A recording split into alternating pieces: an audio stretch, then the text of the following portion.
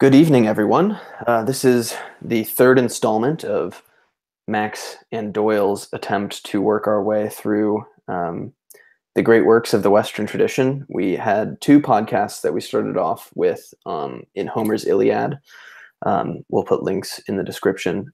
They were super interesting conversations. I think the first one was a little bit better than the second one, but in terms of actual sticking to the text and getting deeply into the lessons that it offers. But I think both conversations were definitely rooted in the spirit of letting these traditions come alive for us today in the 21st century. So tonight we're going to be discussing Hesiod's Theogony and Works and Days. They're two separate works written by Hesiod. There is a little bit of debate in the scholarly tradition about who came first, Hesiod or Homer, and we'll talk a little bit about that as we get into the podcast. But I wanted to start off by giving a little bit of a background to who Max and I are. So if you listen to the first episode on Homer's Iliad, we talk basically about our main reason for doing this, I guess, marathon trek through the great books was really kind of rooted in an attempt to find our way in the world, incorporating the wisdom of the ancients. But in terms of who we actually are, there's obviously a lot more to the story. So I'll give kind of just a brief biography of myself, and then Max, I'll turn it over to you and let you kind of introduce whatever you want to say to everyone. Sure. So my name's Doyle Baxter. I am a Hoosier. I was born and raised in Zionsville, Indiana, and I live here currently. I don't want to just give a biography of myself, but my Hoosier identity is important to me. I'm a huge IndyCar fan. Super looking forward to the Indy 500 this year. It'll be super exciting. So Max and I met at Xavier University. And when I went to Xavier, I kind of just decided that I was going to be a triple major in French, philosophy, and classical languages. And the funny part of it was that I had never studied French, never studied classics, and only knew a few names of philosophers, but didn't actually know anything about the field in reality. So I would say it kind of happened by chance upon the major, and it ultimately ended up changing my life in a very significant way. I spent a year studying at the Sorbonne in Paris, which was an incredible experience, and not really one I want to dive too much into in a public forum, just because there was a lot of personal things that happened in that year. But I kind of, just to summarize, experienced both tragedy and malevolence in a way that I had never before experienced. And I think one half of that was being in France during the terrorist attacks of November 2016. No, 2015.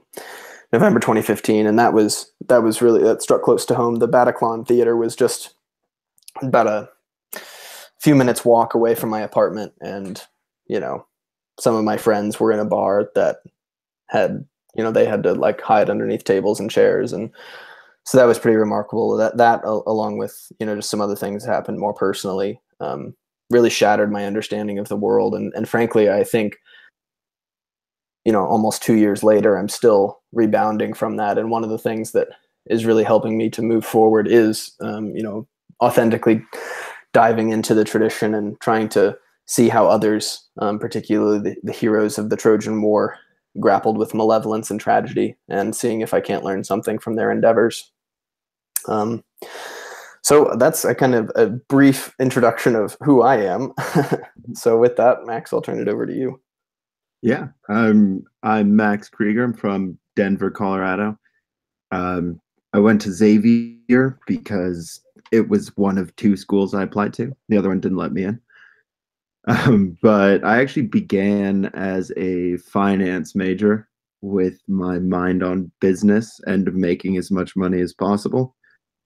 And I took a analytic philosophy course, and we talked about consciousness and free will, and that made me really interested in the brain and the philosophy of mind. And from there, I became a psychology major, but I didn't want to hear about anyone's problems or do significant studies. So eventually, I found my way to philosophy and thereby to Doyle. A bunch of happy accidents, but out of that process, I guess I'm hoping to regain lost time in the sense of the first 2.5 years of college were sort of wasted on other subjects, and I think philosophy is something that should last a lifetime. It's the process of doubt and continually refining ideas. So I Yeah, think I think uh, Heidegger's approach to philosophy is pretty cool in that way, right? It's taking the questions seriously is more important than the answers. yeah, but I think that's a very short and impersonal reason of why I'm here. And then also just youth is terrible. So being 20, I'm hoping that our experiment brings fruit in the future, wherever we end up. Great. Well, hey, thanks for that, Max. So I guess with that, let's dive right into Hesiod's Theogony. So um, as I alluded to a little bit earlier, there is some debate about who comes first in the literary tradition, whether it's Homer or Hesiod.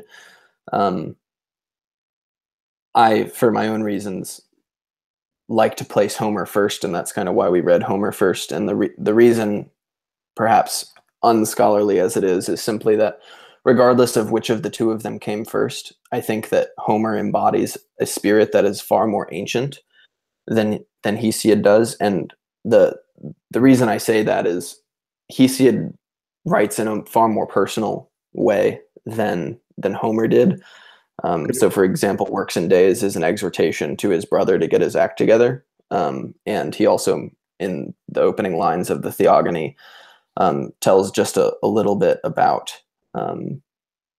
himself, right? He says that he's basically from Mount Helicon and he learned singing from the Muses, and Mhm. ultimately he identifies as kind of like a prophet or a singer of Zeus's glory. So it's personal in a way that Homer isn't, and I think that Homer Yeah. very much more Isn't it? embodies that.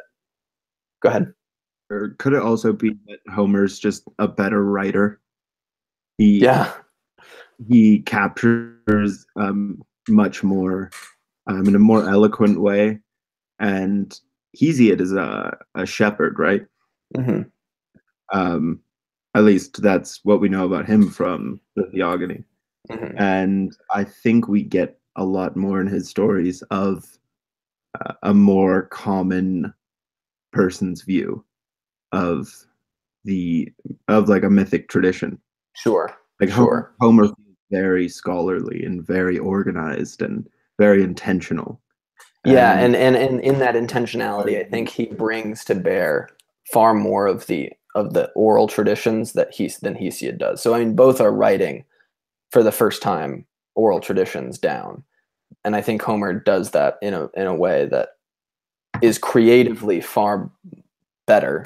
Right? I mean, he crafts the work of the Iliad, which is just a miracle of literature and a tour de force of unimaginable poetic strength, and but also brings so much. There's clearly so many lines that he just pulls straight from the sung tradition. And Hesiod does the same thing, but I feel like he does so in a more perhaps amateurish way. yeah, and that's not necessarily to diminish it. Oh, no, no, not at all. Not at But all. yeah, I think Hesiod ties himself personally into the text in a way that Homer doesn't. Hesiod imagines himself to literally be talking to the muses, Hmm. while Homer seems to just invoke the muses. Yeah, exactly. So it's like just even the first line is, it's an invocation of the muses. Sing, goddess, the rage of Achilles. But whereas in Hesiod, it's like, oh, the muses came to me on Mount Helicon and taught me how to sing, and they told me to sing about Zeus. So I'm going to do that. Mhm. Yeah. There's it's also interesting in the sense of very different authors talking about the same thing. Hmm. Um, and we've sort of been robbed of all of the context that would have made sense of their differences. Yeah, yeah. Wouldn't it be amazing if we had all of the whole canon of things that were written at the time, Yeah, and we could just piece them together? And it's like, who knows? Maybe both Homer and Hesiod were amateurish in comparison to some other work that didn't survive. yeah. It's like the cock up view of history. Yeah, It's like kill the wrong archduke, and yeah, 20 and years later you get a completely different regime or something. yeah. Awesome. Well, with that, I would like to dive. I think that probably for the sake of this podcast, we should try to stick as close to the text itself as possible. And I think that will probably make it easier for us to talk about it. And I then think we have the same translation, don't we? we should. We're using Yeah. Oxford World's Classic Yeah. Yeah. by ML West. Yeah. That's the one. If anyone So happens to have a copy under their bed or something. from their intro to classics class that they slept through every day.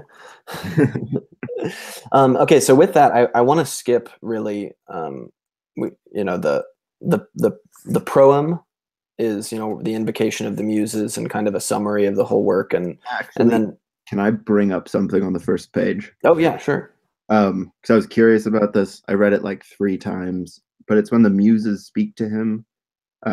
They say that we know to tell many lies that sound like truths, but we know to sing reality when we will. Mm, And I thought that that was a fascinating way to begin a text because we don't know necessarily whether or not the muses are telling the truth then. right. So it's like 3 paragraphs into the text, they say, we know how to tell lies, but we also know how to sing about reality when we will. Right. Do you think that's kind of a commentary on the poetic act itself?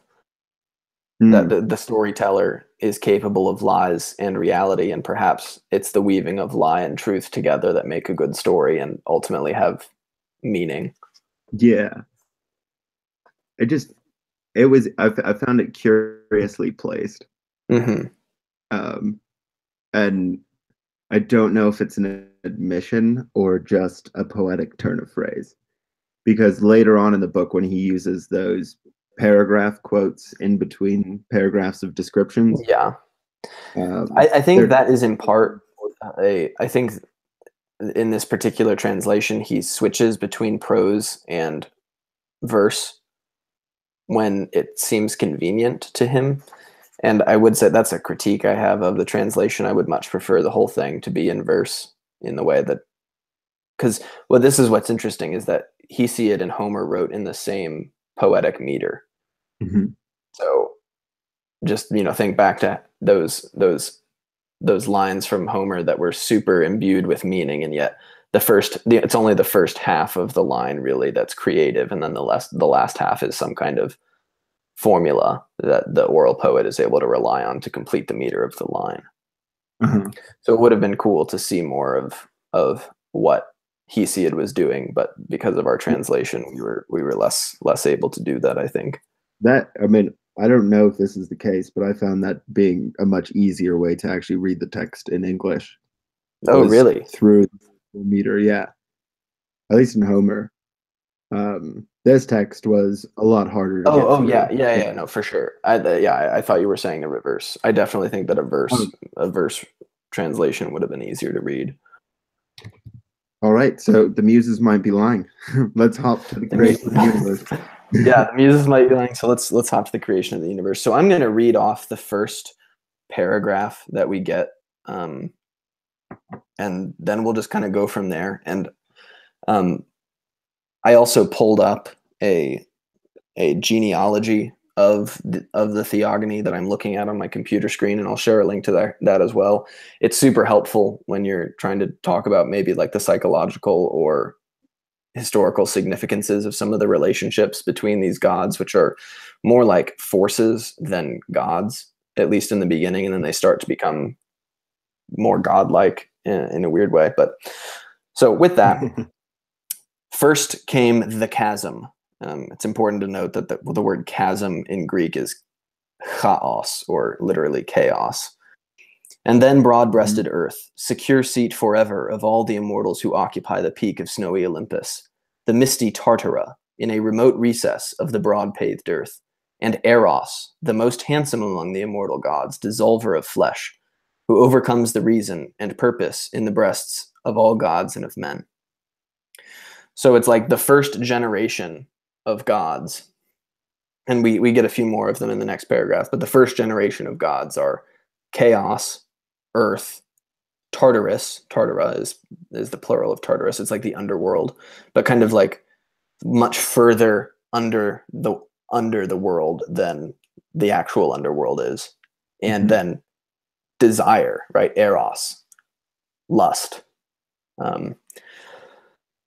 which is pretty interesting regarding first principles, right? It's like chaos, love, and earth are the three elements out of which the entire rest of the story is going to come. Yeah. And go ahead. What do you think about the adding of Eros into that? I thought it was sort of like the matter of the earth and the abyss, like they cannot be moved but by desire. Yeah.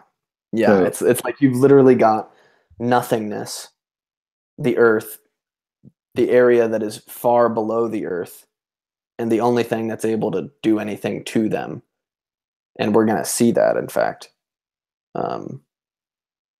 is Eros. It's the desire that moves void, abyss, and earth.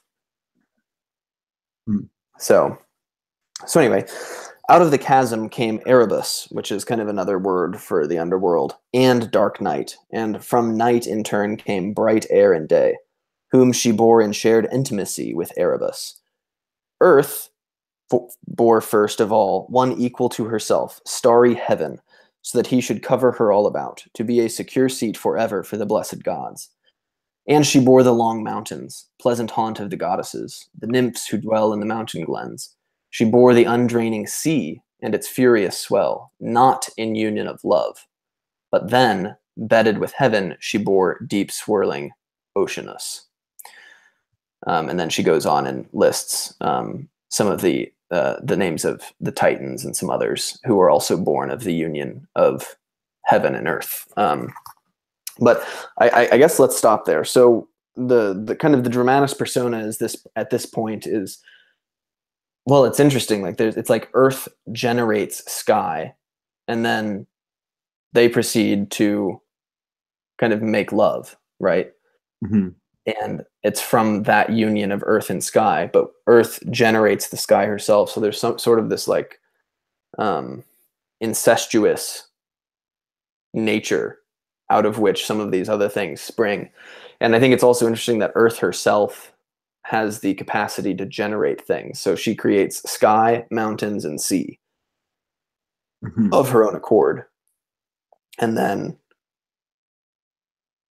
in what seemed to be, gosh, was that, I mean, it's not in union of love is like, basically, is that to say, rape.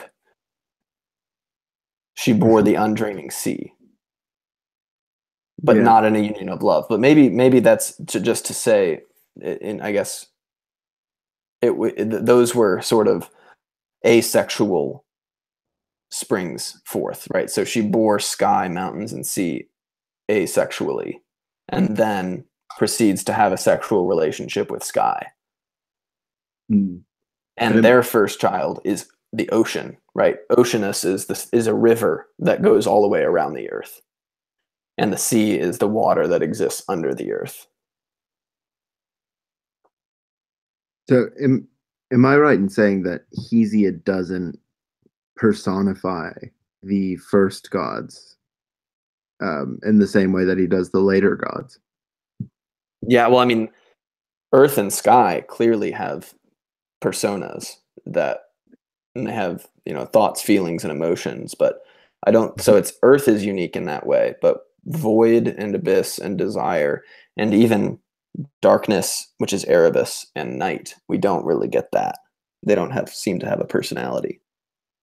Mhm. Yeah, that was just um, it's sort of coming from the well, this is actually in the opening chapter to Aristotle's metaphysics, but the universals and the particulars, Hmm. um, which I think ties well into the Iliad. So, like from chaos, the void, all the way down this massive family tree to Achilles, Yeah. and like that's the most particular kind of story. Hmm. Um, I feel like the higher up you get on the train of gods, the more abstract they become. Yeah, to the The point that more, they're like not even gods anymore. It's like they're natural forces or something like that, right? Especially once the once like the first generation of gods start mating with one another, we start to get more personal things, right? So it's not, you know, always the case, but it's Erebus, darkness and night mate, and they give us air and day, which is an interesting thought, right? It's night gives birth to day, not the other way around, right? Mhm. And then night on its own accord breeds doom, dreams, retribution, blame, affection, aging, death, sleep, strife, deceit, distress, and the fates. Yeah, Which, and a day in or the day in heaven create no one. yeah, yeah. Which I don't know that I agree with that in this family tree. That translation of aether as heaven, it's air, like Mm. a light air. It's like an element that is lighter than air, but it's more like air than it is like heaven. Yeah. You might think of air as the element that makes up sky, and ether the element that makes up heaven. Mhm. But more or less, they're similar there. Um, Yeah. It's a very fascinating genealogy in that sense. It's like the list of things you just named. As soon as the first generation of gods is created, what comes from them is doom, retribution, blame, deceit, and strife. yeah, It, mostly bad things, and they come from night. It's like night is a generative force that day isn't. yeah. Which I mean, I think just to as a side comment, like we have all of our conversations, you and I, at night, and it seems like there is something really creative about nighttime. Yeah. And I mean, I'd pretty much do all of my serious thinking whenever I get a chance to write a paper or work on a project at night. Um, and I think that there's something too also. Night has much more personality than day. It brings Yeah. out things that don't come out in the day in a way. Hmm. But I guess too, a question that we could happen upon here is how intentional do you think Hesiod's being in the interaction of these gods in every case? Um, or do you think he's more just trying to fit together all of the poems of his time in a cohesive genealogy?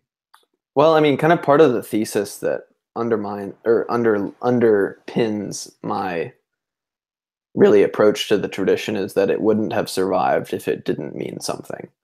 Mhm.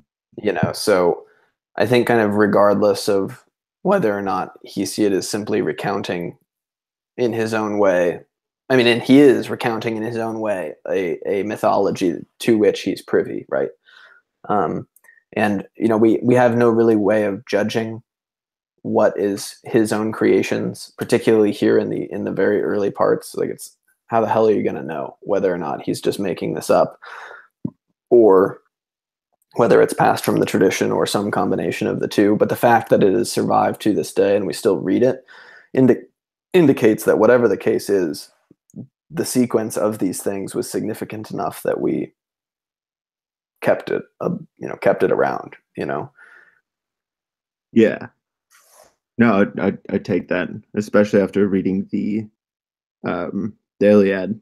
I mean, the text they probably have a few different styles of descriptions of the same gods or the same characters, but they really are compatible in a fundamental sense. Hmm. Um, in the descriptions of their gods and then their behavior in both texts, Yeah. very similar. So what do you make, just kind of in the abstract sense, in the Christian understanding of creation?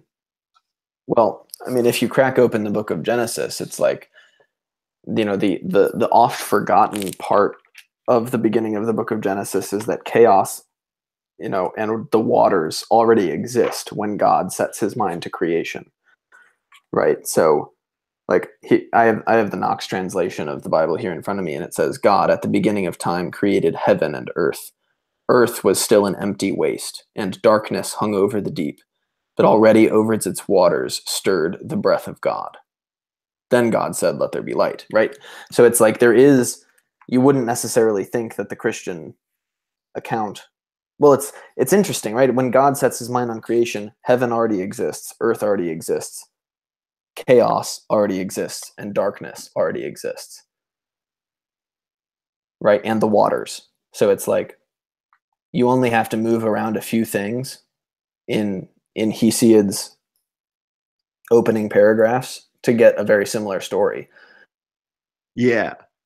And well, the one difference being that the Greek genealogy with chaos or the void um, comes into being for no reason.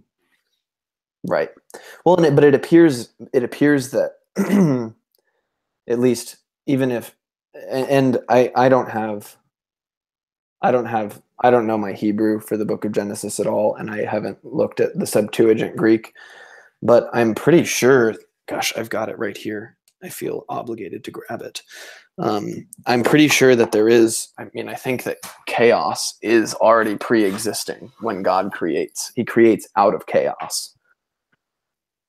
Um, and so, and if that's the Greek word that the Jews used when they translated the Septuagint, that would be really fascinating to me. So I'm pulling it up.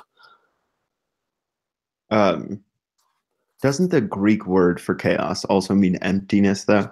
Yeah, it's not chaos in like the disorder or confusion sense. It's literally just more like nothing than anything. It's very interesting given modern physics. Hmm. They could have started with something else. Yeah, no, seriously. I find that fascinating about several mythological stories. Yeah, so the Greek word that they used when they translated the Septuagint was it's tes abusu, which is the abyss. That's abusu is just the transliteration of abyss. So it's not chaos, but in the beginning lines of Genesis, we have God creates heaven and earth, right? Uranos and Gaia, which are literally the two words that Hesiod uses. And already existing is the abyss and the waters. Hmm. Udatos, I think. Yeah. Um, Is there any understanding in Greek mythology of why things came into being? well, I mean, I think that's kind of what he's trying to make sense of here. And I don't know the answer to that question myself.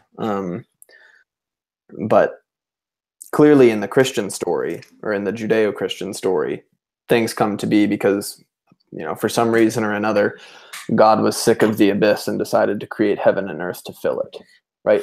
So there is a slight change in sequence between Hesiod and Genesis, but the fact that some of those things already existed, right? Night precedes day in the same way in Genesis that it does here in the Theogony. Yeah. And I think that's the impact of Eros in a way too. Hmm. Um, Desire has to come into being with Earth and the abyss in order so that things can progress. Hmm. Um, would just like in the Christian origin story, God's will brings things into being. Or Um, more, I mean, more accurately, it's God's voice brings things into being, right? So I see that parallel between Eros and God, Hmm.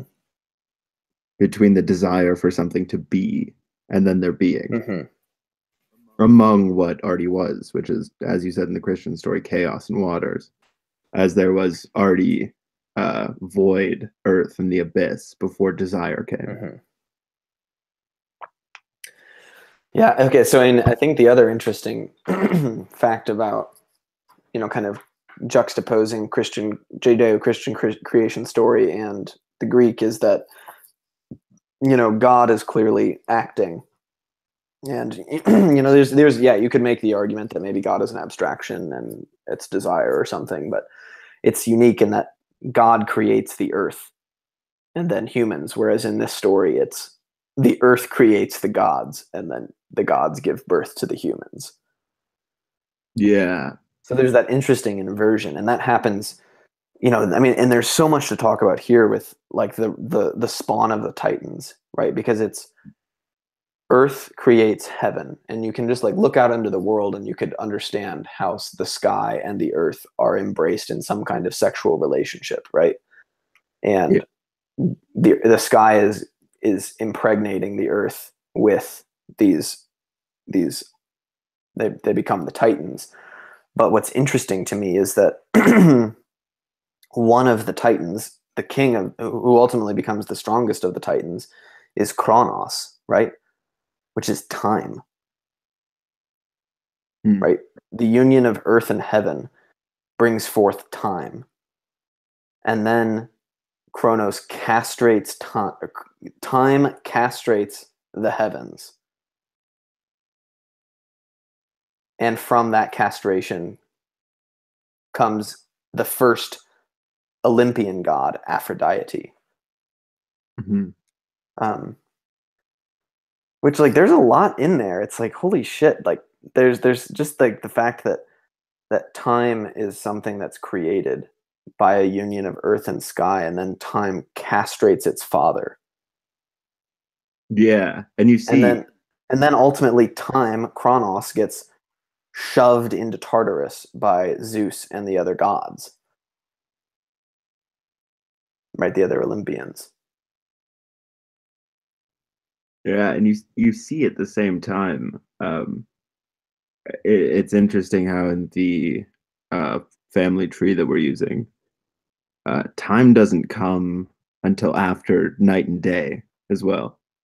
Oh yeah. The narrative is building uh, from basic to more complex in terms of what the gods themselves represent. Hmm. But it's very interesting that from night comes the aspects we already mentioned, such as strife, deceit, and distress. It's sort of as if Hesiod thinks that these elements, which are in modern day ways of describing emotions or ways of being or ways of acting, as preceding anything that's necessarily being or acting like a human. Right. And key there too is that the fates are generated by night. Right. And we were talking a lot about the role that the gods and fate play in the Iliad. Um, Mhm.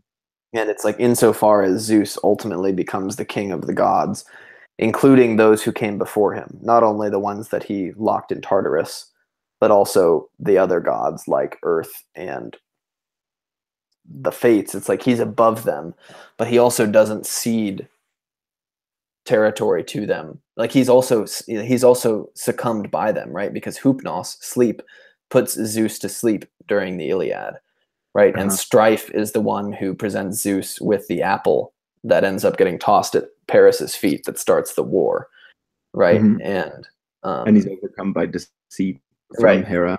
yeah. And so it's like these forces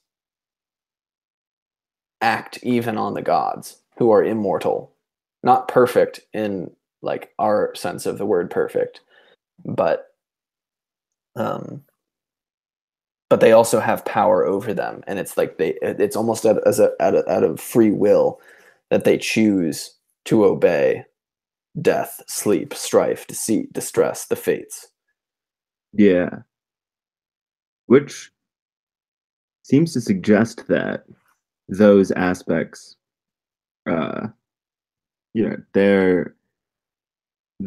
they govern before the gods govern. So there's elements that precede the god, or like Zeus. There are things that govern him. Mm-hmm. He and That's very interesting because it's not this supernatural natural distinction that you see in the Christian origin story, but there's this slow bleed from the most basic concepts in the first generation down into gods, and then eventually demigods and man. Mm-hmm. But all of those things are subject to forces above them. And what do you think? It's interesting that of the Olympians, that Aphrodite comes first. Um, Ultimately, she is rescued more or less by Eros after she's born from the froth of the sea that happens when the sky's genitals fall into the ocean. Um, right, and she appears out of that frothiness that happens when time castrates heaven and tosses his genitals into the sea. Um, Honestly, I don't know what to say in response to that, other than that, like there's a lot to think about. I mean, I'm still trying to come to terms with the fact that, like, what does it mean to say that time castrates heaven, Yeah. and that the ultimate result of that is the goddess of love?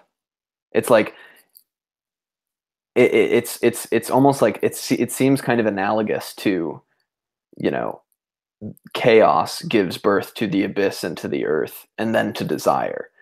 It's like there seems to be some kind of parallelism there, that time,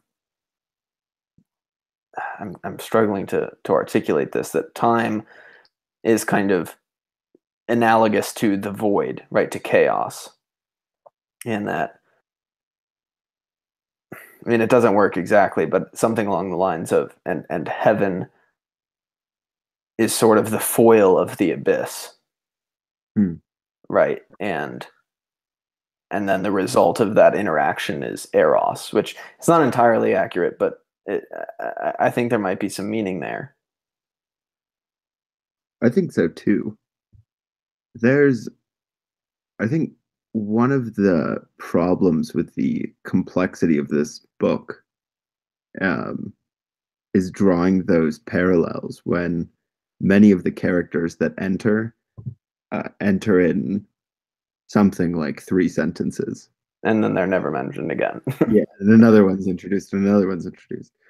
So it's very hard to figure out, other than the father and the mother, um, the nature of each of these things and the system of mythology that he's trying to imagine in the text. And exactly what are humans coming to grips when they're telling these stories, right? They must mean something to us. They simply resonate or something with Yeah, something more archetypal. And I think that that's also clearly the case in the fact, I mean, so maybe kind of, I feel like we're talking in circles a little bit, but maybe to move on from there and to discuss like the next generation might yield a little bit of fruit. So ultimately, Kronos and Rhea, they are both the children of Sky and Earth, and they give birth to kind of the core group of the Olympians, right?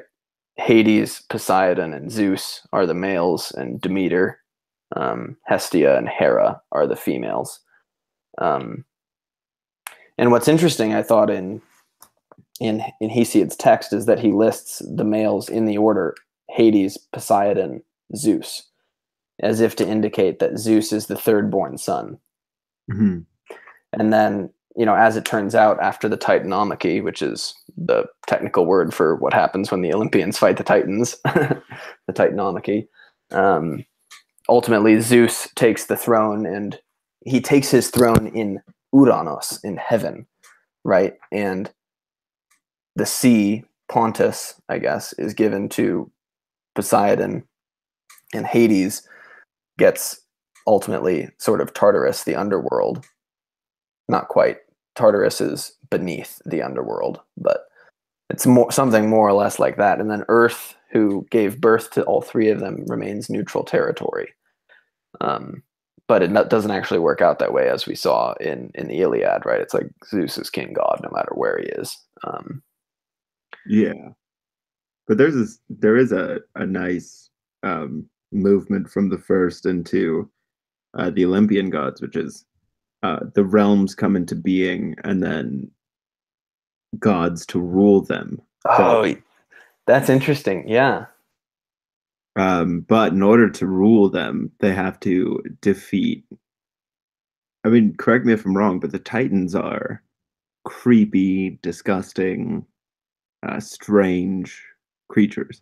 Yeah, they're kind of failed creatures. They're failed gods in a sense, like physically failed. Right? There's something demented about them. Hmm. And what Cronus is eating his children Hmm. originally, Yeah. and um, Rhea gives him a rock as Zeus, and then hides Zeus away so that he could be born. Yeah. So eventually, he defeats Cronus and frees the rest of his brothers and sisters. Isn't that interesting too, that the king god is the god who defeated time? Hmm. And I mean, why is Cronus time? I have no idea. I have no idea why Kronos is time. Yeah, I don't, that like conceptually, the rest of the gods like night and day and air, like they seem to make sense in the story. But like that feature, and maybe it's just because time is such a weird concept, Yeah. um, and time seems to continue after Cronus is defeated. Yeah. Well, in the same way that kind of the sky, heaven continues to exist even though it's been castrated of all of its power. Hmm. Right? It's like time castrated the heavens, and that kind of tamed it such that Zeus could ultimately make his throne there. But an equal castration didn't seem to happen. Well, I mean, and equally, Zeus asserts his power over Tartarus too when he locks the Titans down there. And it's like the one place that Zeus didn't, for some reason, choose to exert his dominance or mastery over was Earth, and that's why it remains a neutral territory for the gods to dwell in and enjoy. Yeah, but this is also like third generation of the gods. Not exactly sure where we draw generational lines, Yeah, it's but hard to tell. it, it's Zeus who brings order into chaos more Yeah. so than anyone else.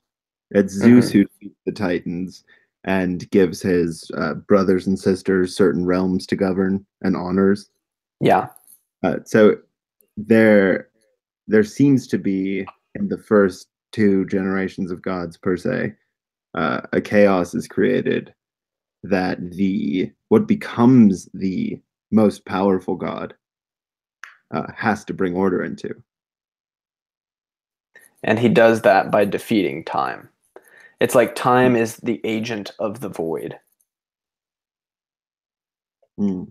which is totally true, right? What does time do? Time yields forgetting. Time destroys things.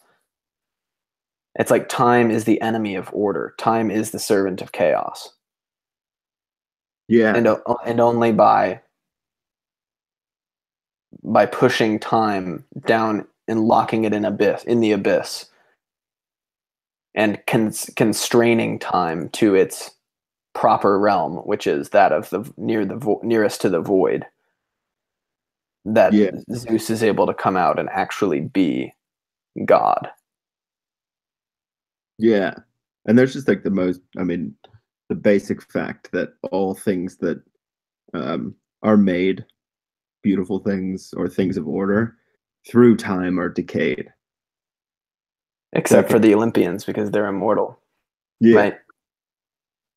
Right, and so they lock time away, and that's in some sense what makes them immortal. Hmm. Would they have been mortal had they not locked the Titan or won the war with the Titans?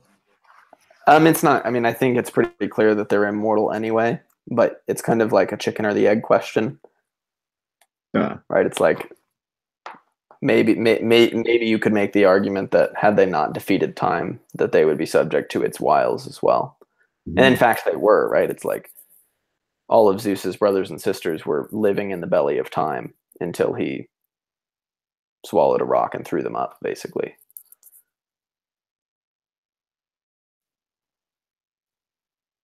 Yeah, like honestly, I thought that we were gonna have a relatively simple go at the genealogy, but the more we're talking about it, the more confused I'm getting. Well, it's like the more confused I'm getting, and the more I'm certain that there is something really significant hiding here.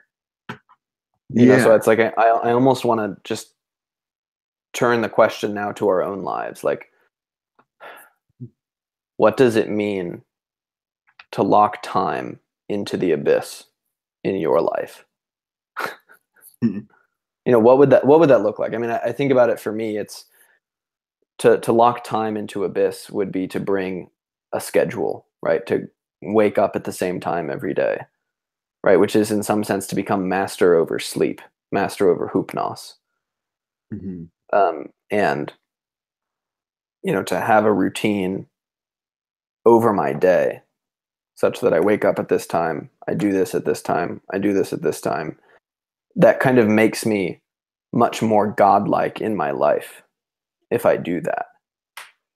And maybe one of the results of my doing that is that I will free those around me, my brothers and sisters, from the chaotic nature of not keeping order in a schedule, right? When you're just running around doing things and not able to actually do anything well because of like a disordered enslavement to time, Mhm. where it is acting as a servant of chaos rather than as a servant of order. And ultimately, by doing that, that allows you to take on. It basically allows you to take on your grandfather as your realm, right? Because that's what Zeus does when he makes his throne in the sky in Uranos.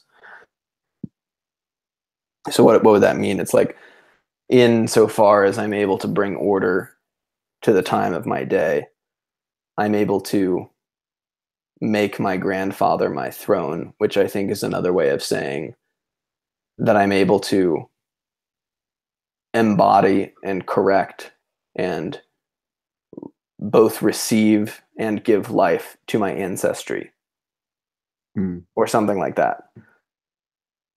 Yeah. And the fact that my throne is in the sky, it gives me a certain height over the earth to look out and to see and to beware, right? To Mm. have an intimate knowledge of the future because I can see far because I'm in the sky. Yeah. It's- Which I'm not trying to make the reductionistic claim this is Hesiod's way of telling us that we need to keep schedule. I'm just saying that it's one potential meaning that we can like pull from these genealogies. yeah. And I mean, there is a lot to um, what brings Zeus to power is the stealing of time. And Hesiod says in Works and Days something about the man who sees far into the future. Mm.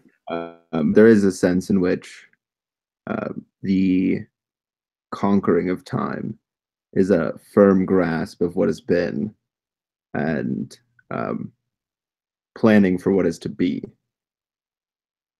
I'd say I get the point that you're making. There's a contextualizing oneself in time that brings an order to one's life Hmm. and getting out, forgetting what was before, or not planning to, are two forms that lead to disaster. Right. And it's almost as if when you do that, all of these bad things that night brings on don't become so bad anymore, right? Like, and so this is, I'm going to bring in here some independent reflection I've done on the fact that death and sleep are brothers. Um, but I mean, kind of, as a Christian, right, as a believing Catholic, I believe in the resurrection of the dead and the life of the world to come. Um, and I believe that truly. I mean, it's like, of all of the bizarre claims that Christianity makes, the one that makes the most sense to me is the fact that after death we will be given a new body and we will live again forever. For some reason, that makes the most sense to me of all the claims.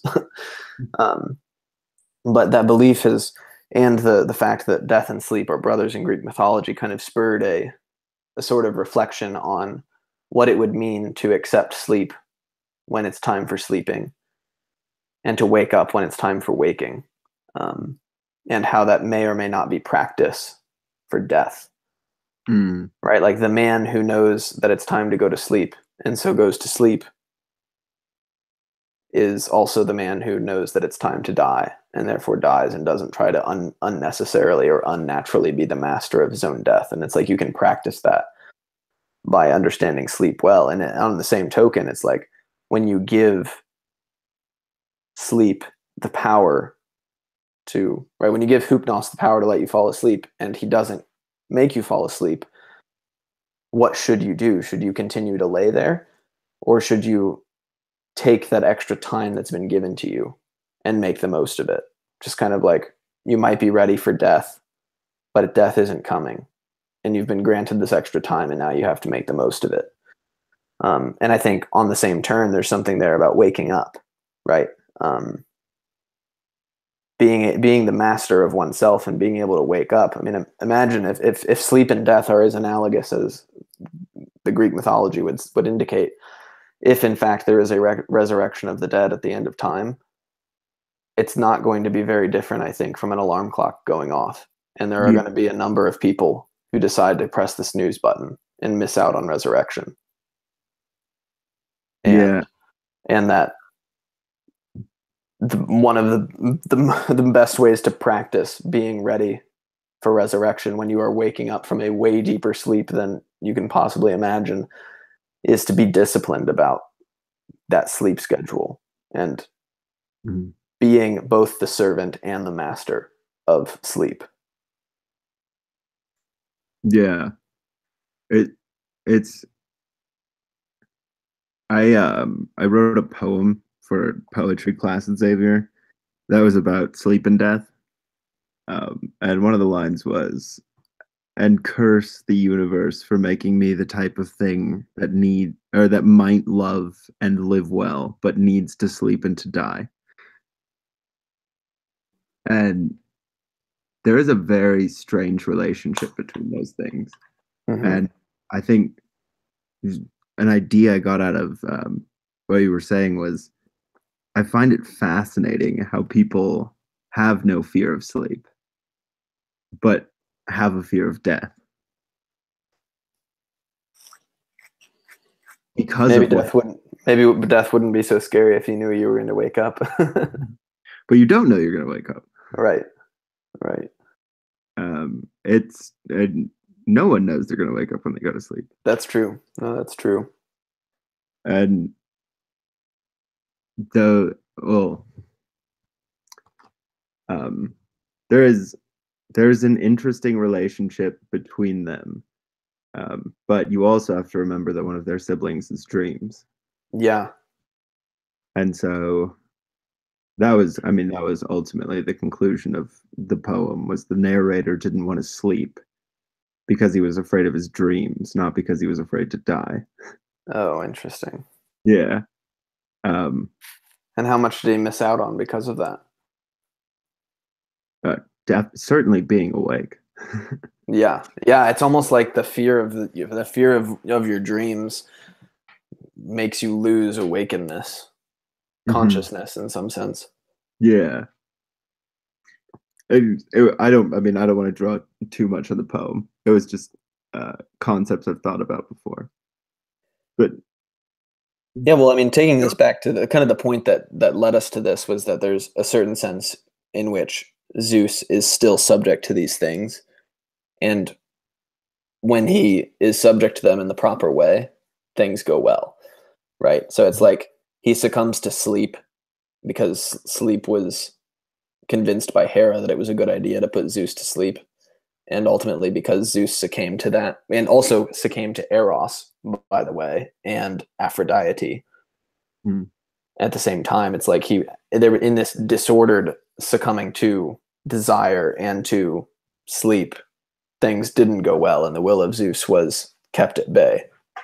But he also recognizes that there is a certain time to follow fate, which is a sibling of sleep and death, that we can have power over these things, but maybe it's best that we don't. And I think the same lesson could be drawn, by us mere mortals regarding death, sleep, strife, deceit, distress. Like these things, we are both master and slave to, and there is a proper time to be the slave and the proper time to be the master, as Mm. well as doom, dreams, retribution, blame, affection, and aging. Um, and I think there's a lot of moral weight to this assemblage of siblings that are the offsprings of night. And uh, there are no offsprings of day. Right, and there are no offsprings of day. What the hell are we supposed to make of that, man? it it reminds me of like attempts to describe the human condition in terms of what we must suffer rather than what we can accomplish. Oh, like you were talking about conquering of time and the correct relationship between uh, sleep and discipline. Mm-hmm. And I think that these things come out of night and nothing comes out of day in the genealogy because uh, if virtue is to come out of something in the day, it is in spite of these things. Like these are Oh, the forces interesting. against which we work. Interesting. I mean, except perhaps dreams and affection. Yeah. But these are the forces against which we work in the day. And it is us who are against the children of night. We are technically the children of day because that is when we act. Mm-hmm. We That's when we act, live and have our being in the world. yeah. And we have to think about the coming night and all of the things that come with it Hmm. all of the time. But I mean, yeah, even I mean, being in the day is also just set against death and against sleep. Mm-hmm. Uh, but yeah, And it's I'm almost, sure. it's, yeah, it's like, yeah, in spite of those things, it's because of those things, because those things are set against us, that our actions maybe derive meaning, Mhm. right? It's like, I could just die today, or I could just sleep the day away, or I could succumb to deceit and distress and fate and blame and retribution and all these things. Or I could acknowledge that those are just natural parts of things that I have to work actively against because they are, insofar as both darkness and night are offsprings of chaos. And well, insofar as these as night is an offspring of chaos and these are the offsprings of night, I, who act in the daytime, insofar as I'm doing what Zeus did, which is to bring order to things, I'm fighting against all of these, but also recognizing their power when it does come Yeah, and their necessity. and their necessity. It's like Because it's very much like a Heideggerian struggle, right? It's like it's the over and against which.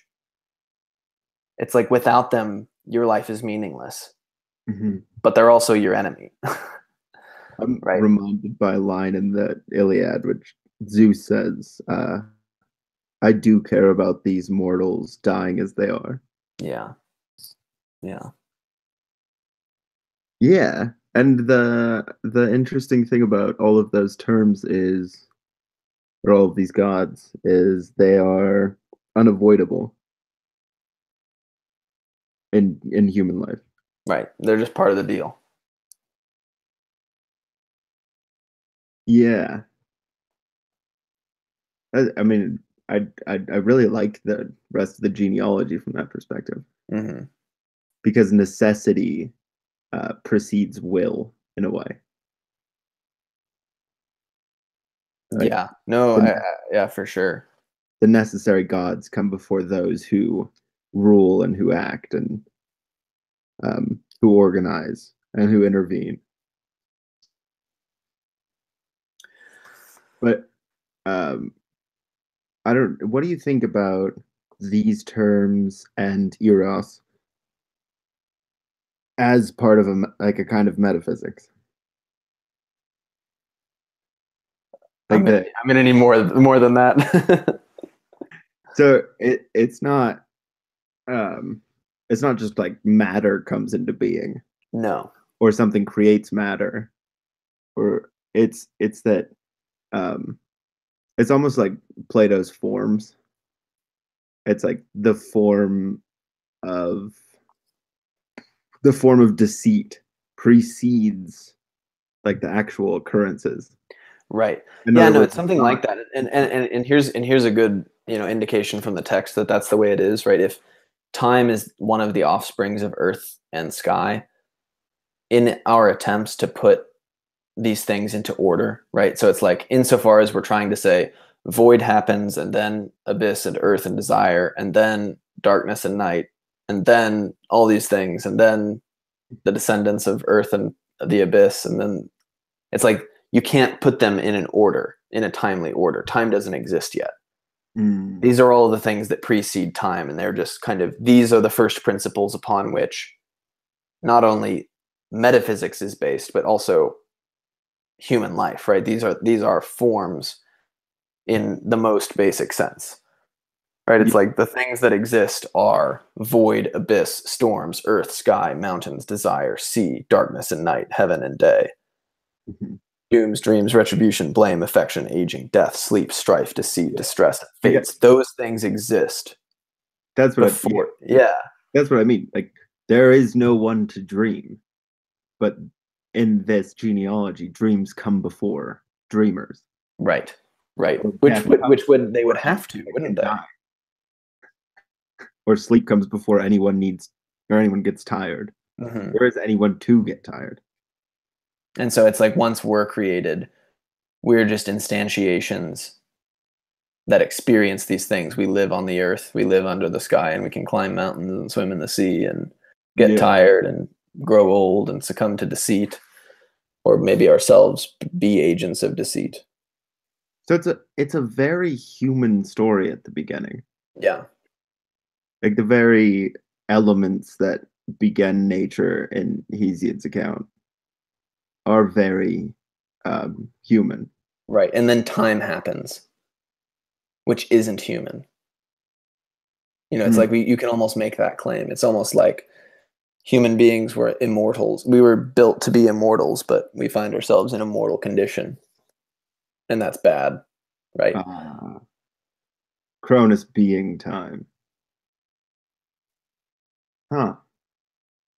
I think I get your point about this being a little bit more meaningful.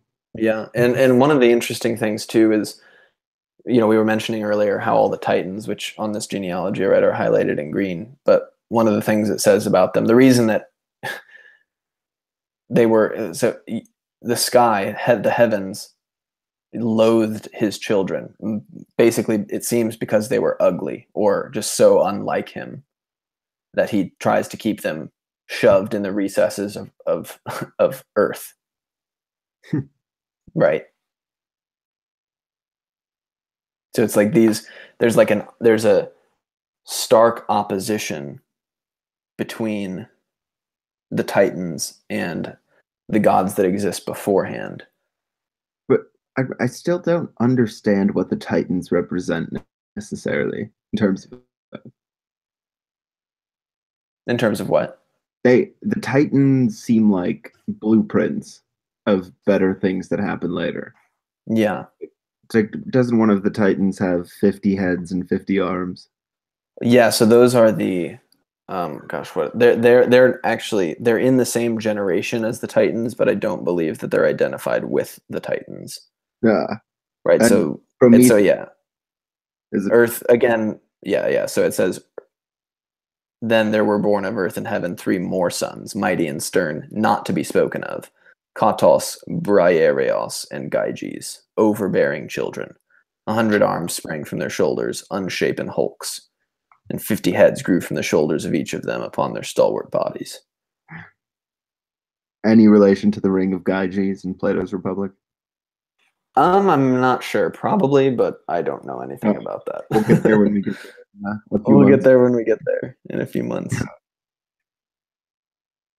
Yeah, and so then as kind of a commentary on all of the different children that earth and sky have, Hesiod says, for all those that were born of earth and heaven were the most fearsome of children, and their own father loathed them from the beginning.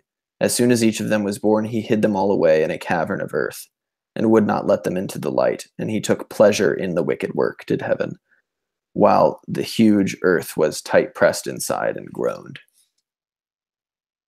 Right, and then she invents metal and creates a scythe that time uses to castrate sky. Yeah, assuming that Hesiod means this as a kind of metaphysics, not just a kind of genealogy. It's a very dark beginning to being. Like the earth and sky create children, which the father hates. Mm-hmm. It's a very dark beginning. It's not such that there was order and then there became, the human condition and all the problems that follow. But like Yeah, straight out of the get-go. Chaos and void continues to be the genesis of all of this until Zeus really. It's Zeus who puts an end to chaos and brings things into order. And, through acts of love, desire, at the behest usually of Aphrodite. I mean, he does some bad things, but also there are good things that happen from Zeus too, right? It's like all of the gods, like the Muses, for example, are the result of Zeus's offspring. And war is also an offspring of Zeus, but Ares, but so is craft, Hephaestus, right, and metalworking, and also Apollo and Artemis, the goddess of the hunt. And the story of Persephone and Demeter, right? Persephone marries Hades because Zeus allows him to, and that causes Demeter to have to go visit the underworld 6 months out of the year to spend time with her daughter Persephone. Mm-hmm. And that's why the seasons change from summer to winter, right? So it's like Zeus is this truly divine progenerative force that gives shape, life, order, goodness even to being. Mm-hmm. And yeah, and it starts on 29 when he starts marrying.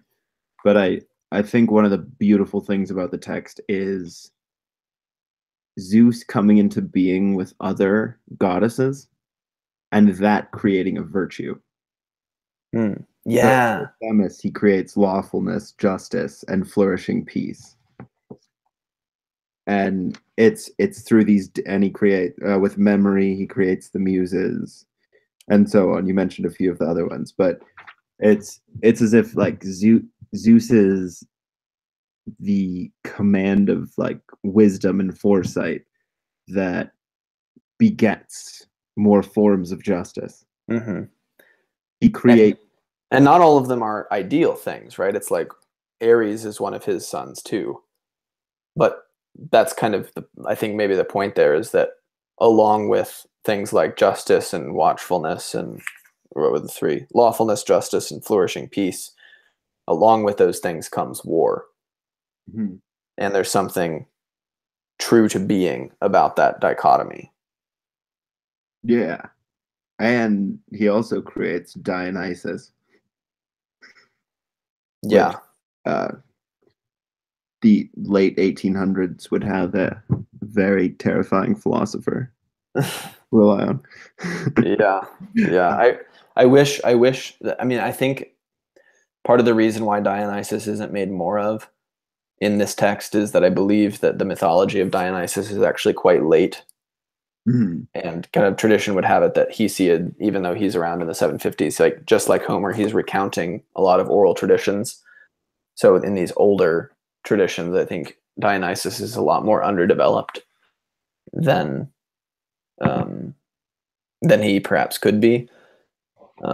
Right, and then there's that whole thing, that juxtaposition of Dionysus and Apollo that Nietzsche is, kind of adamant about. And Yeah. it's like basically he's able to explain sort of.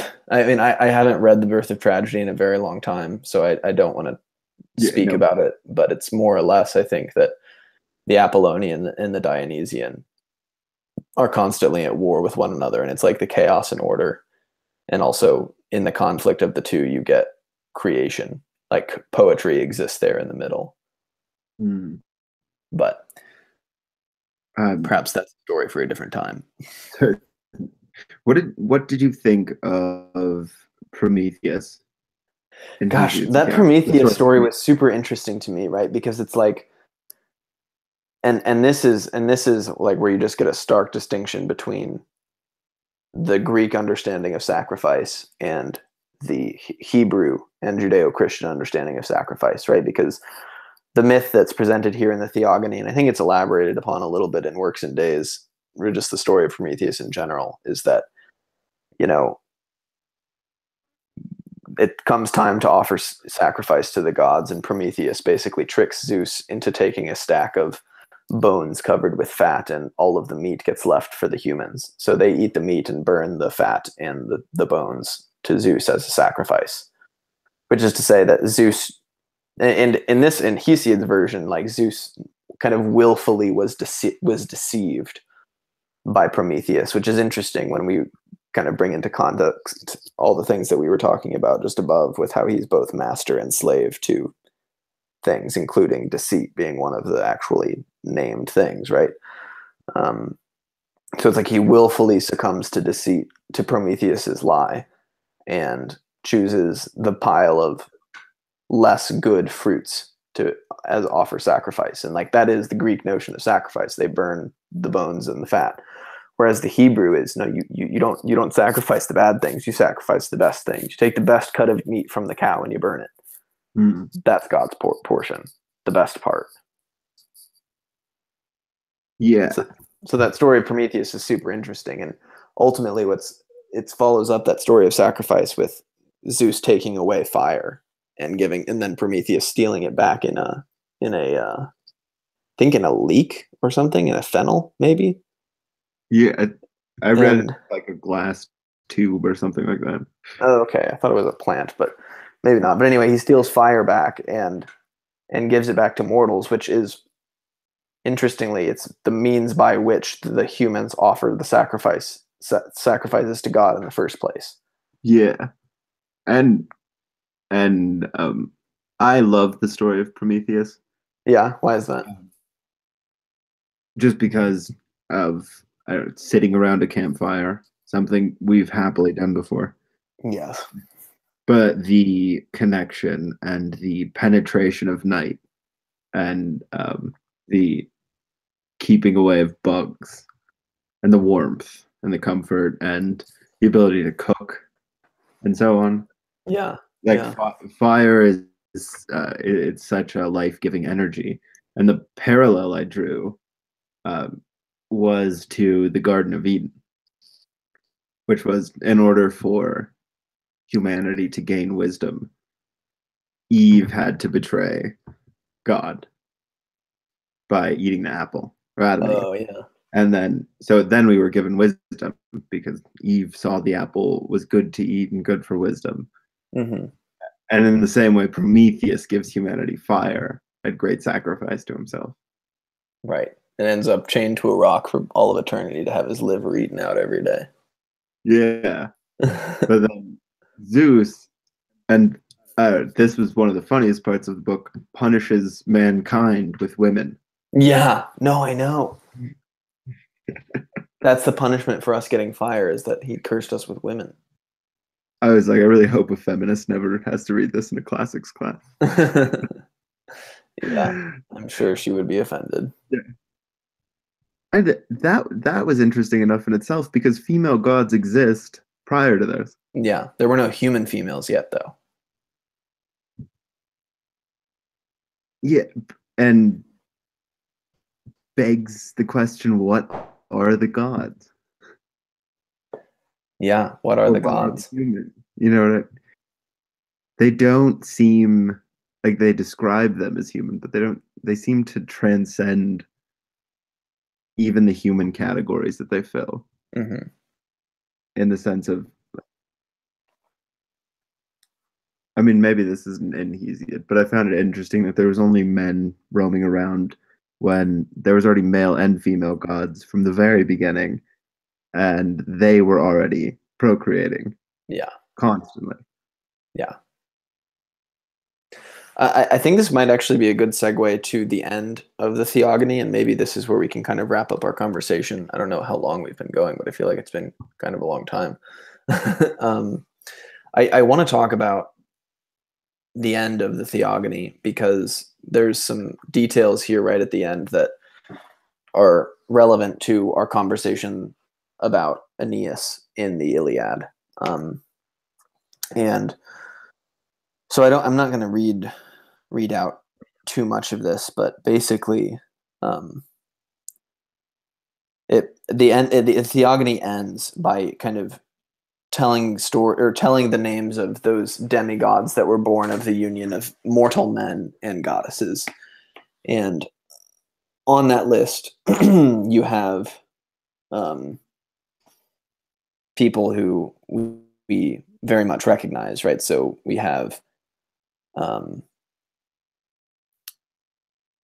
the Thetis marrying Peleus and giving birth to Achilles, and we have Aphrodite having relations with Anchises and giving birth to Aeneas, and then we also get um, Circe with Odysseus, which we would have read about um, in uh, in the Odyssey if we would have read that, which we didn't. But and here's the interesting part: is it says that I'm going to just read this paragraph. Circe, daughter of the son of Hyperion, in shared intimacy with Odysseus, the enduring of heart, bore Agrius and Latinus, the excellent and strong, who were lords of the famous Tyrrhenians, far away in a remote part of the Holy Isles.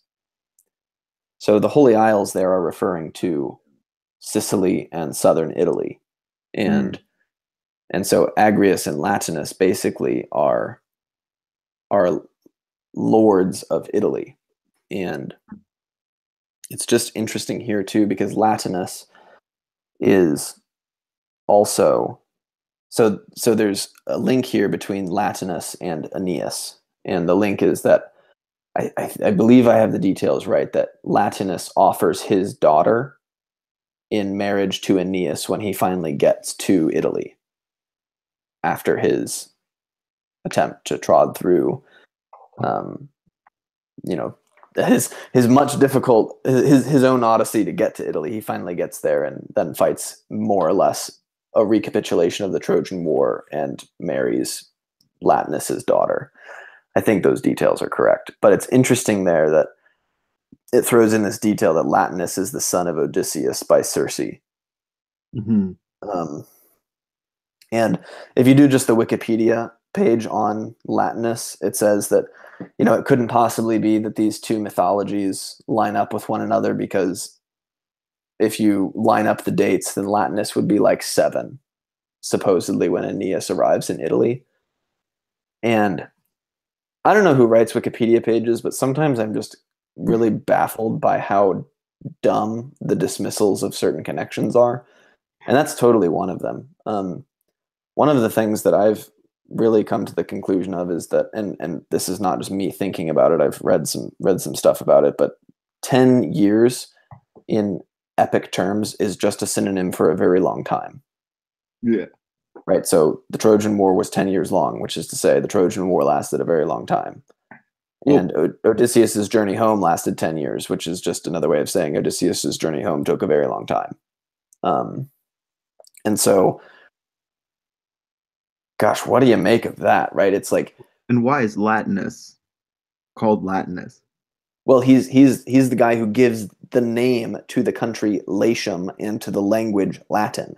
Yeah, He's the father of all of that. He's the father of the Romans with by his daughter who marries Aeneas, who's a Trojan. and she gives birth to Romulus and Remus. Not directly. I think there's a few generations between there, maybe about 400 years Yeah, of generations between there, maybe these less. people are really into generations. But yeah, I can't believe. I mean, I can't believe that's at the end of a Greek text, which is I know, it's like this is just another. I'm just like so pissed off that we don't have more of the epic cycle and of the other traditions. Like I want to know how much the ancient Greeks knew about Aeneas and what they were saying about him and his descendants. mhm.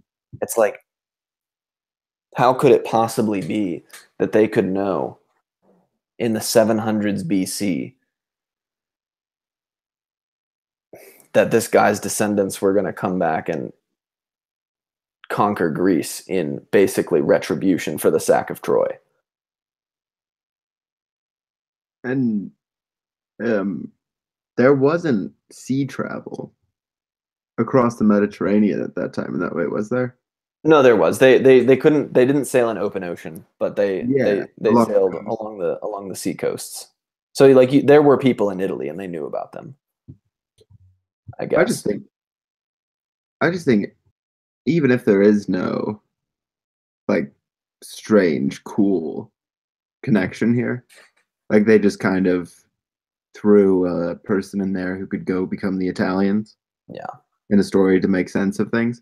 And just as a brief interjection, there is some question about the credibility of the end of the Theogony and whether or not it's not all just an interpolation that's much later. But Hmm. that aside, Well, regardless, there's a um, a shared tradition between the Greeks and the Romans, or the Romans use a lot of what comes out of Hellenistic Greece. yeah, And I think that connecting that in the story of mythology is powerful too, yeah. uh, just in its own right. It's just amazing to me that the Greeks already had so much of it. It's like they built this story that was just perfect for the Romans to use or something Hmm. with these characters, and it's like I just can't wrap my mind around how or why they thought that the descendants of Aeneas were going to bring retribution to Troy, and then in fact they did in like a mythological historical, you know, Right. crossbreed the myth with the history. Yeah. Which, I mean, that part of history itself reads like a myth. Yeah, But Antigone, or not Antigone, Antony and Cleopatra yeah. is very mythic in its own character. Hmm. Um, how different are the Roman the Romans' understanding of the gods from the Greeks? If you have any background there. Well, I kind of have had the working assumption that at least by the time of Virgil, that most Romans were sort of practical atheists. It's like and I mean that in a kind of a technical sense, right? It's the state religion is it's just a state functionality, right? We do these things so that the gods will make sure that the Roman Empire doesn't collapse, right? It's very much that do ut des, right? I give so that you will give kind of model. Yeah. So And I'm Machiavelli. not saying that these people weren't religious, didn't believe in the gods, but it's very much a transactional religion in a way that doesn't at least and maybe this is partly my own ignorance of Greek culture. It just seems like there's a like a transactional distance between religion and the people in the Roman culture that maybe wasn't there in Greek culture. And I don't know that that's kind of a dangerously half-educated guess. Uh, I do remember that in Machiavelli, Discourse on Livy, he talks about the Roman religion as basically a means of social control. Mhm. Um, But that could just be Machiavelli. He says the same thing well, about Moses, doesn't he? Doesn't he? Yeah, he does. Um, I mean, he doesn't just reduce them to that, but it's there is something pure about the Greek sense of the gods, Yeah.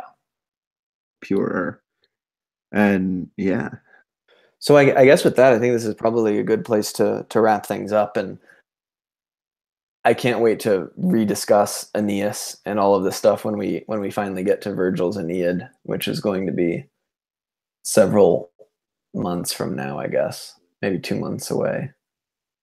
I mean, I guess with that, I mean, let's give kind of a roadmap to anybody that actually cares and is following this podcast. We're after this, so tomorrow we begin reading Aeschylus, the Oresteia. So that's the story of Agamemnon's journey home, as told by Aeschylus, and then we're going to read the story of Oedipus, which is Sophocles. Um, we may or may not be reading any Euripides. We didn't originally plan on it, but it might be interesting just to throw in a play or two from that third tragedian. And then we are in to Plato. We're going to start with the Symposium and the Republic, and then on to Aristotle. We're going to read the Nicomachean Ethics and the Metaphysics. mm. And then we've got Lucretius and De Rerum Natura before we read Virgil. And then we'll kind of wrap up the classical period with Marcus Aurelius's Meditations, and the kind of bookend to the classical age is Augustine's Confessions, kind of the transition period into the Middle Ages. So Yeah, and I mean, I look forward to those texts because I feel like I'll be able to contribute in a more meaningful way as yeah. well. Well, I mean, I wouldn't degrade your level of contribution, Max, at I just all. I'm looking at genealogical charts or reading the Iliad again and trying to speak about it without a history and classics is very difficult. Yeah, well, I might have a leg up just because I was surrounded by this stuff for 4 years. But no, I'm super looking forward to kind of progressing through, and one of the things I really think is that there's going to be a sort of compound interest in this endeavor, because these great books were all in dialogue with one another already, right? Like there's a dialogue between Hesiod and Homer. It's just we don't see that. We have to kind of piece it together ourselves. And one of the differences there is the role that Aphrodite plays and actually where she falls in the genealogy, right? Because in Homer, Aphrodite is one of Zeus's descendants, whereas in Hesiod, Aphrodite is the result of time castrating the sky and it falling into the sea. So there's that interesting, the goddess of love is a result of time. There's like that weird amalgam of time, sky, and sea. Mm-hmm. Those chaotic elements that give birth to beautiful love, right? And love is kind of chaotic in that way. Can can I also, because this is really interesting as well, because we're making the connection to Latinus and Rome, that um, the original philosophers, the Trinity, Plato, Socrates, and Aristotle, rely, or at least in Plato, a lot rely on this mythology for beginning philosophy. Right, right. I stumbled across a paper once that basically claimed that Hesiod's account of creation was the first attempt at a metaphysics, and I think we might actually be mentioned there. When kind of Aristotle goes through the history of metaphysics at too, like with Thales and water and all those other things. Yeah. I think this paper was an attempt to say that Aristotle could have equally have mentioned Hesiod there as a first attempt at a metaphysics. Well, I think that also speaks to what mythology is and what all these disciplines in the ancient world are, and their attempts to understand reality Mm-hmm. and recognizing story. I mean, clearly one of the most human ways to understand reality. Oh yeah. Uh, I mean, what do people do now when they have nothing else to do? It's Netflix. It's story. Mm-hmm. So um, it's a very human metaphysics. It's a very pre-philosophy metaphysics. It's a way of describing human life, emotions, struggles, fate, the unfairness and fairness, the injustice and justice, and so on, Right. in a way that's personified, and I think in a way that would give people who are reading it in the ancient world um, better ways to be in the world. There's a way of Hmm. passing on lessons Right. that, I mean, apparently worked because. Here they are in our hands. Okay, so let's conclude with what's your life lesson? What did you learn from the Theogony and or the Works and Days? Oh yeah, good. I was gonna say we didn't touch on the works in We there. didn't even really talk about Works and Days. That's all right. It was a little bit more difficult to get through anyway, just because there was like it's a mixture of wisdom literature and agricultural advice. So it's like you're kind of reading a cross between the book of Proverbs and the Farmer's Almanac. with some pepperings in of mythology there. So um This is gonna be me reading into. Oh yeah, I'm really happy we didn't talk about works in there. It wasn't a struggle to get through. I was just like, what did I just read? yeah, no, that's kind of how I felt too, which I think might be a testament to our still novice status. True, true, Yeah. yeah. In the second paragraph of Works and Days, Hesiod talks about the two kinds of strife, and Yeah, yeah. one is used for work that brings one to work and makes one rich. It's like the form of strife that produces, and then the other is the form of strife that's burdensome. And um, I guess the lesson would be for me that things are often not singular in our understanding of them. And I feel like a lot of error is produced by taking one thing to be when it's more complex than that. And that was as platitudinous and cliche as you can get. But like for instance, people talk about the emotions as against reason, but I would argue that doubt is an emotion. The experience of wait, something there wasn't right. Hmm. And I think whenever we move to abstractions like strife, it's important to diversify its types to try to understand its complexity and not simplify our experience by only talking about it through one concept or, strife is bad, not Right. necessarily. Right. There's more to the story for every human emotion, right? It's like, what's the difference between vengeful Max and maybe vengeance is a bad example, but what's the difference between raging Max and just mad Max versus angry Max, right? Yeah. And Versus just angry Max, like as in just anger, you know? well, yeah, and the type of anger that is legitimate and the type of anger that comes merely from reaction and fatigue, maybe, you know. Hmm. Um, Yet we hold this negative connotation with anger, assuming that it could never be used. And so that was my lesson. I know it was pulling something out, but I do love when people split singulars into duals or Yeah.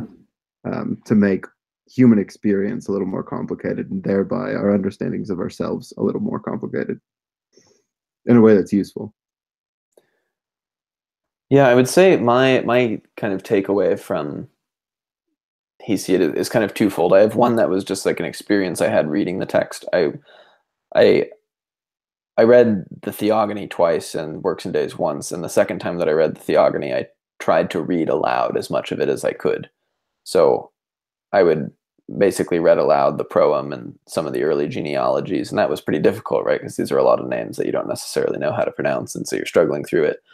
Um, but in doing that, I feel like I gained a new appreciation for reading aloud, and it's something I want to do more of because I feel like that was a good foundation upon which to discuss things like having spoken it and heard it in my own head. So that's something I just want to do more of is read these texts aloud and when time permits. The other lesson I think, and this is kind of just coming to me now, like on reflection of these things, is I think in our you know, bourgeois culture. Um, we are very Kids are detached. calling it. What? Do you know what kids are calling it these days? Bougie? Bougie, yeah. Yeah, it's so dumb. There's the Marxist undertones of all of that shit just piss me off. Oh, I liked it. Oh, geez. It's like, I was like, that was the closest culture got to like theory I've seen in a long time. yeah, that's true. Well, Bougie it is. bougie it is. Well, anyway, I think if nothing else, this there's an injunction here to, as well as address those natural parts of you and the evils that, not necessarily evils, but also just like the tragedies that you experience in death, sleep, strife, deceit, and distress. Those are the natural things, but that's only one half of the early genealogy. The other half is the earth and the storms and the mountains and the sea, right? And the air itself and the brightness of the day. And I think there's an injunction there to, as we must also address and come to terms with and spend time with really the natural parts of ourselves, we must also kind of come to terms and experience the natural parts of our universe outside of ourselves too, like actually spending time in nature. Uh-huh. And I think perhaps that those two actions are not so different, like exploring the deep recesses of your soul and finding these very ancient parts of you that evolution very carefully selected for, and not experiencing a sense of shame when you confront them is a similar sort of process as going out and walking among the trees and climbing a mountain and swimming in the ocean. I think there's an injunction there to do both. Mm-hmm. And that reminded me, because we were talking about secularizing the gods in the Iliad, Mm-hmm. in terms of them just being abstractions or whatever. But I think it's, if you hear a word in Greek mythology that is a god, like strife, and you haven't identified with it, I think one of the most valuable parts of these texts is seeing that there are elements in the human soul that you haven't recognized yet in yourself, but are capable of feeling or experiencing. Mm-hmm. Um, I just wanted to throw that in there. there are aspects that are personified in gods and mythology that I don't know in myself well enough. And Right. I And they're really, there inside of you. yeah. Right. And I really liked what you said about not approaching the unknown elements with a sense of shame. Mm-hmm. I think that's not just powerful, but extremely useful. Yeah. Well, thanks. I guess with that, we'll close it off. So, just again, to anyone who made it this far, thanks for listening. Again, we're not really the attempt of these lectures is not, we're not trying to gather a following. I think it was just the most expedient way for Max and I to record our conversations so that we could go back and listen to them later and have a sort of audio journal of our path through the great books. But if our good old try, if our attempt is helpful for anyone else, we welcome any feedback, leave comments. Love to kind of bring you into the dialogue if you're there as well. So with that, this has been Hesiod's Theogony and Works and Days with your hosts Doyle and Max. Good night. Thank you. Cheers. Merry Christmas.